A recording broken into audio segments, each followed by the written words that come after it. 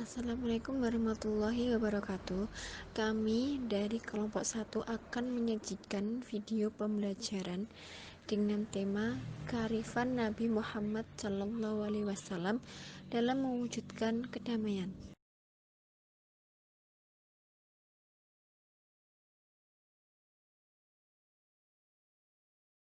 Yang pertama, kepercayaan masyarakat sebelum Islam.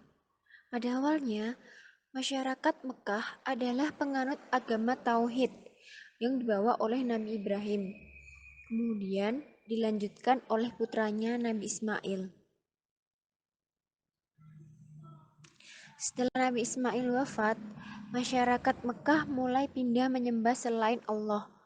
Proses perpindahan kepercayaan itu berawal dari Amir bin Lubai, seorang pembesar suku Khuza'ah yang melakukan perjalanan ke Syam, Syria. Dia melihat penduduk kota Syam melakukan ibadah dengan menyembah berhala. Dia tertarik untuk mempelajari dan mempraktikannya di Mekah. Dia membawa berhala dan diberi nama Hubal dan diletakkan di Ka'bah. Berhala Hubal menjadi pemimpin berhala yang lainnya seperti Lata, Uzza, dan Manna. Dia mengajarkan kepada masyarakat Mekah cara menyembah berhala, sehingga masyarakat meyakini bahwa berhala adalah perantara untuk mendekatkan diri kepada Tuhannya. Sejak itu, mereka mulai membuat berhala-berhala sehingga mencapai 360 berhala yang diletakkan mengelilingi Ka'bah. Dan mulailah kepercayaan baru masuk ke masyarakat Mekah, dan kota Mekah menjadi pusat penyembahan berhala. Tak sampai pada itu saja, ketika ada orang melaksanakan ibadah haji, seluruh bangsa Arab melihat berhala-berhala di sekitar Ka'bah. Mereka bertanya alasan mengapa menyembah berhala.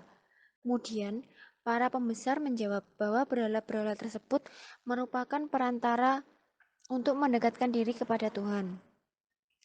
Setelah itu, mereka kembali ke daerahnya dan meniru cara ibadah masyarakat Mekah. Mulailah kepercayaan baru menyebar di seluruh Jazirah Arab. Bangsa Arab mempunyai budaya yang tinggi. Itu bisa diketahui dari kerajaan-kerajaan yang berdiri di Yaman. Dari Bani Qotton, ini telah berdiri kerajaan yang berkuasa daerah Yaman. Di antara yang terpenting kerajaan Ma'in, Qutban, Saba, dan Himyar.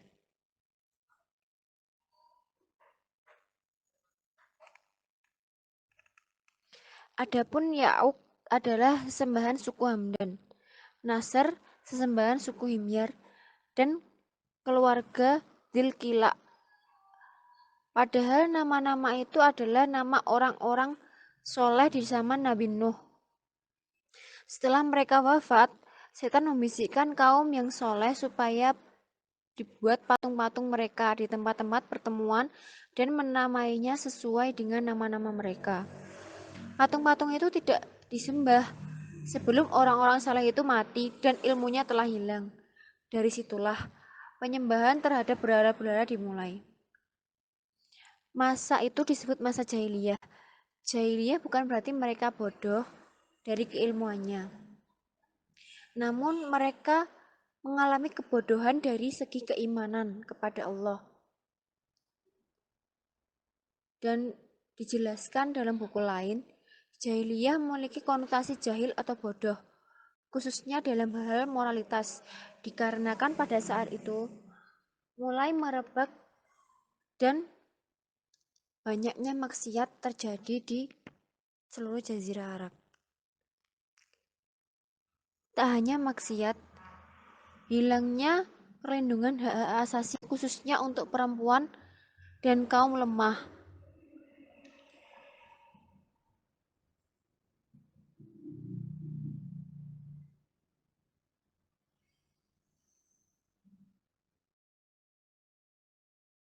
Selanjutnya, permulaan dakwah Nabi Muhammad Shallallahu Alaihi Wasallam. Nabi Muhammad diangkat sebagai nabi dan rasul pada tanggal 17 Ramadan 13 tahun sebelum hijrah, tepatnya 610 Masehi. Ketika usia beliau genap 40 tahun. Beliau diangkat ketika sedang bertahanus di Gua Hiro di Jabal Nur yang terletak beberapa kilometer sebelah utara kota Mekah. Pengangkatannya sebagai nabi ditandai dengan turunnya malaikat Jibril untuk menyampaikan wahyu yang pertama kali, yakni Quran Surah Al-Alaq ayat 1-5. Turunnya ayat Al-Quran pertama tersebut dalam sejarah Islam dinamakan Nuzulul Quran. Setelah itu turun wahyu kedua, yaitu Quran Surat Al-Mudaththir ayat 1-7. Surah Al-Mudaththir berisi perintah Allah Subhanahu wa Ta'ala agar Nabi Muhammad berdakwah menyiarkan agama Islam dan ajarannya kepada umat manusia.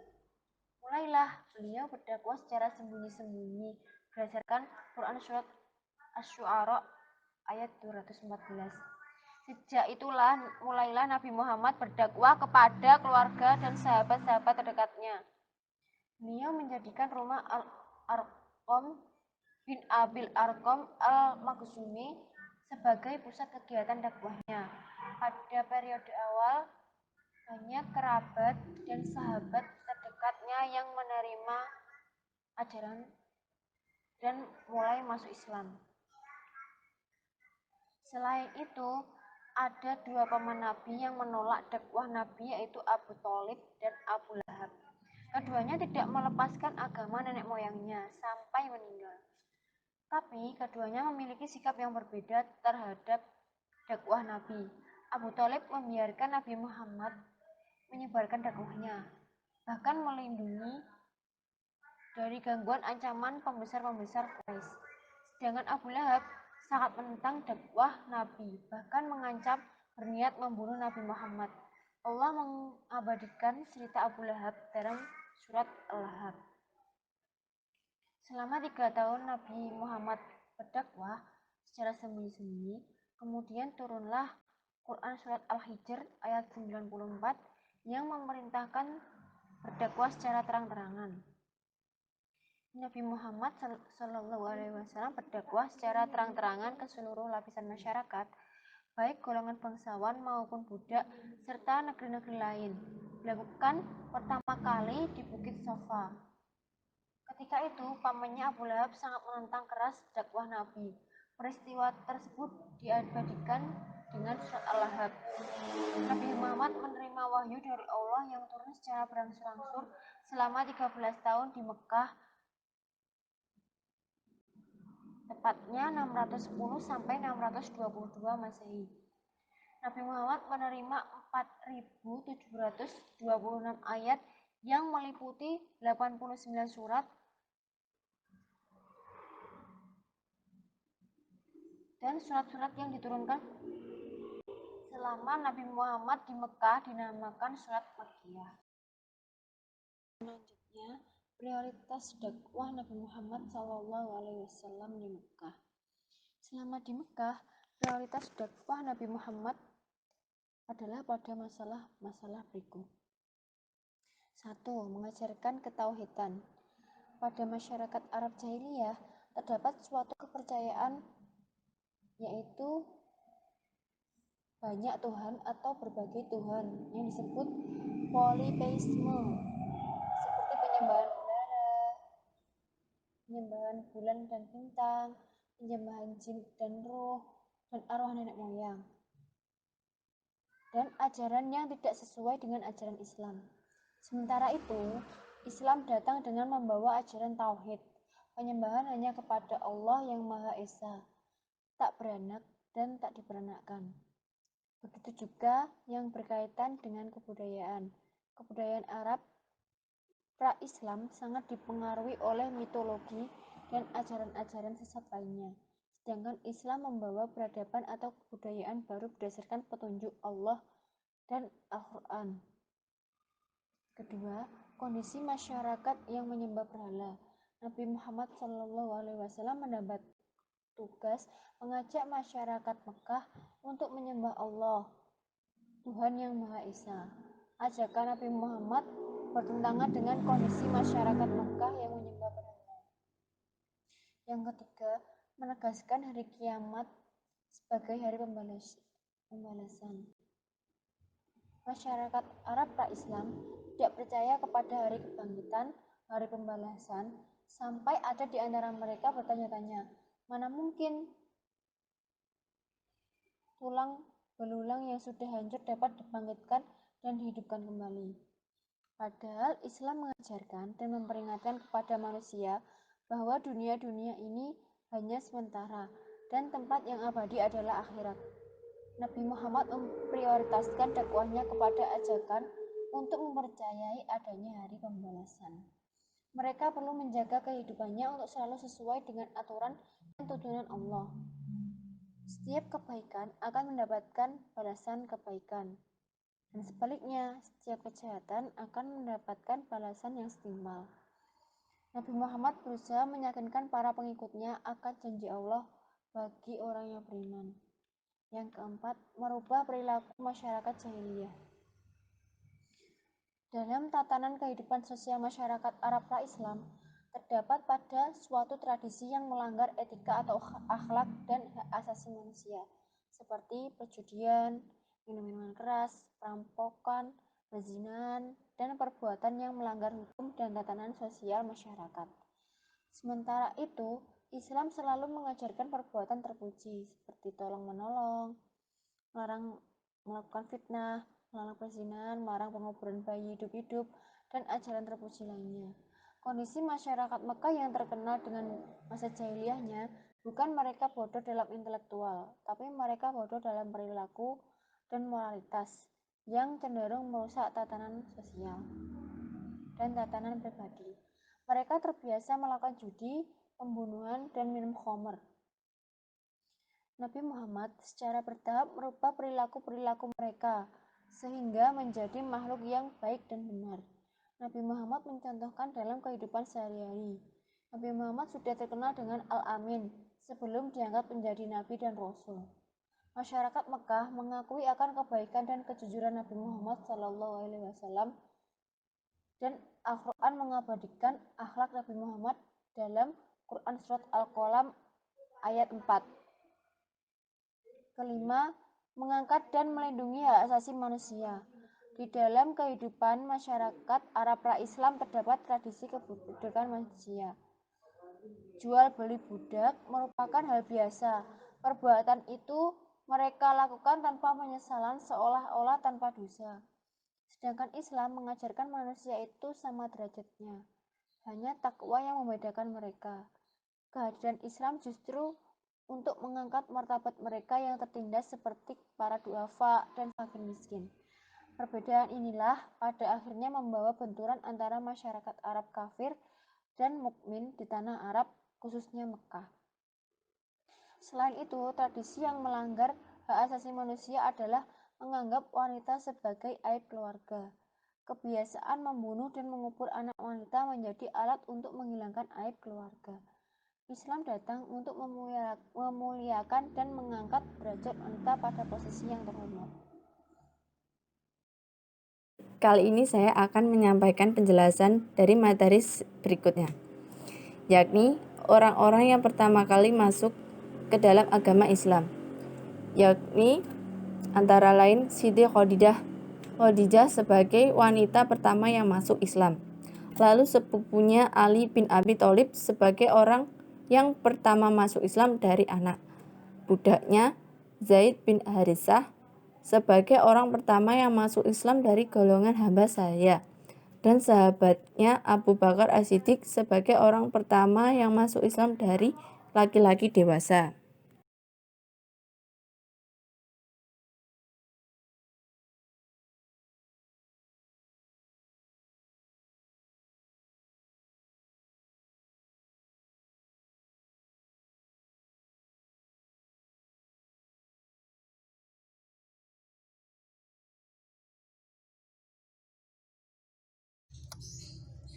Nah, yang selanjutnya saya Dinda Dwi Rahmawati. Di sini saya membahas mengenai pola dakwah Nabi Muhammad SAW di Mekah. Yang pertama yakni dakwah secara rahasia atau siriyah, dan yang kedua dakwah secara terang-terangan atau jahar. Nah, pada dakwah siriyah ini, pada awalnya Nabi menggunakan dakwah ini dalam menyebarkan Islam. Nabi Muhammad melakukan dakwah siri bukan karena takut, melainkan ini termasuk strategi dakwah, di mana Nabi mengatasi pengikut Nabi yang masih sedikit belum kuat, sedangkan ancaman dan siksaan masyarakat kafir Quraisy masih kuat dan status kota Mekah sebagai pusat agama bangsa Arab. Di sana terdapat para pengabdi Ka'bah dan tiang sandaran bagi berhala dan patung-patung yang dianggap suci oleh seluruh bangsa Arab. Nabi Muhammad melakukan dakwah siri dengan cara pendekatan personal. Hal ini disebabkan pendekatan personal memiliki keterkaitan batin secara interaksi emosional antara pengajak dan yang diajak. Nabi Muhammad melaksanakan dakwah siriyah selama 3 tahun. Pertama-tama, Nabi menawarkan Islam kepada orang-orang yang terdekat, keluarga besar, serta sahabat-sahabat karib beliau. Mereka diajak untuk memeluk Islam.